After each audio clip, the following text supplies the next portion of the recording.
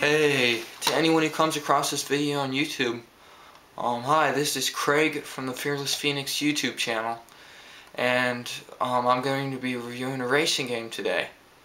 I know, it's the third racing game we did on this channel, but what do you know? My friend Al did a couple other racing games. Well, this one's a little different. It's not for the 3DS this time, it's for the Xbox 360, and the game is, as you could probably tell by the banner at the beginning, it's Forza 2 Xbox 360 version. It came with my Xbox, by the way, along with Ultimate Alliance besides support. Anyways, I'm going to give you some gameplay on this and some footage, you know, the usual for reviews are like on this channel. Alright. Okay, so here it is, starting the game. Turn on my Xbox. Got opening, the logo, turn 10. This game was made by Microsoft Game Studios, which is actually, owned by Microsoft, the company that makes Xbox. They don't make many of their games. They've made Halo. Microsoft has also made Gears of War series, and a couple racing games. A few others, but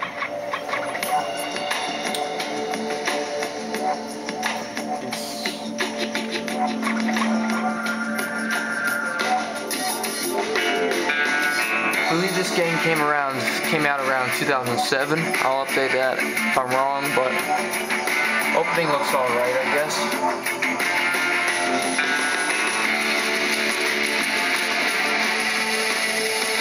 Looks kind of slick.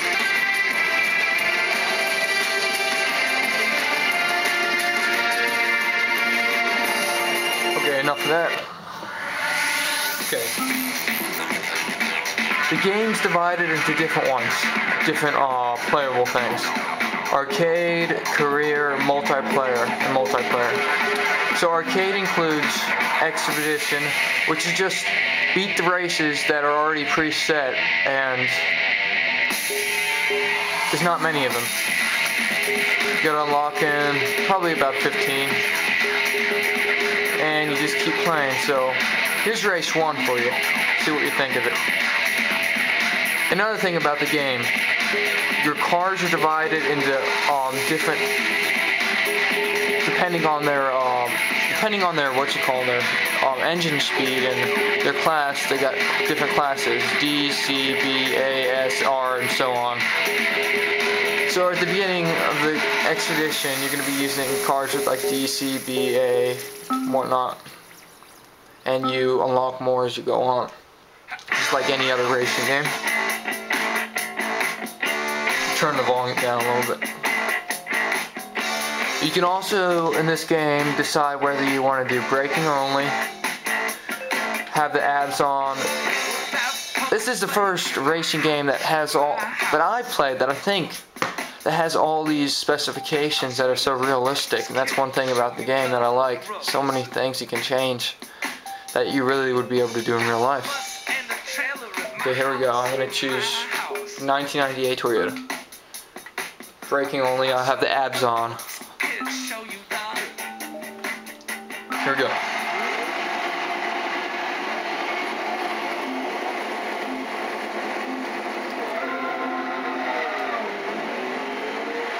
Basically, just follow the track and try to win. Just like any game. There's not much to it, I guess. I mean, it's a realistic racer, so there's not much of nitros or things you pick up, which would make it a lot funner. It's just standard, it's realistic. Some of the things I like about it is all the customization that are realistic, but it kind of doesn't really keep you interested unless you have a really long attention span, like this whole game. I mean, the beginning it's fun, but just that's all you can. That's all the really.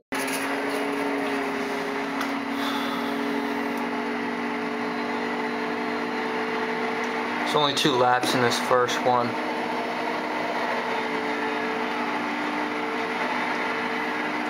As you go through the expedition, it looks a little more interesting. You get some cool environments like some fall scenes and some mountain scenes as you go through the maps and stuff and where you can race. But this one's really standard, this first race. But it changes a little bit as you go on. Okay. As you continue through expedition, you will unlock cars and trucks. Yeah, okay, I'm just giving you some other footage here of what another map might look like, besides the boring, regular old track that you saw before, just trying to give you some other stuff to look at. The backgrounds, they look alright, I guess. Country background and dirt, a few spectators, looks alright, I guess. I mean, not that detailed, but looks a little scenic. Whatever. And yeah. Alright guys, the main meat of this game is in career mode.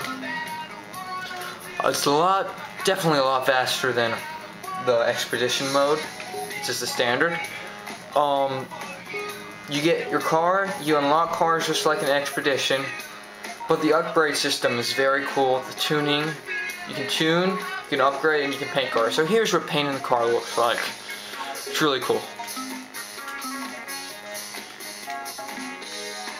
Add paint to the top, add paint to the sides, add paint wherever you want to add paint. Just what painting is, isn't it?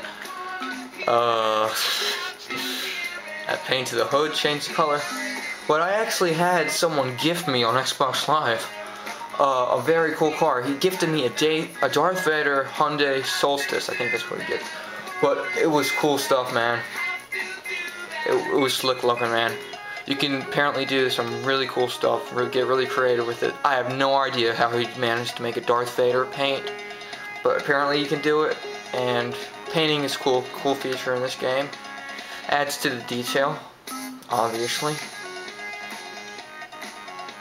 Oh, while I'm here, just gonna mention the graphics. I don't know what to say about the graphics. The graphics looks alright, I guess. I mean, not on this screen right here, but I'm not going to condone them. I'm not going to hate on them because it was made in 2007. I mean, you can't complain, I guess, whatever. And the sound. You can hear it already.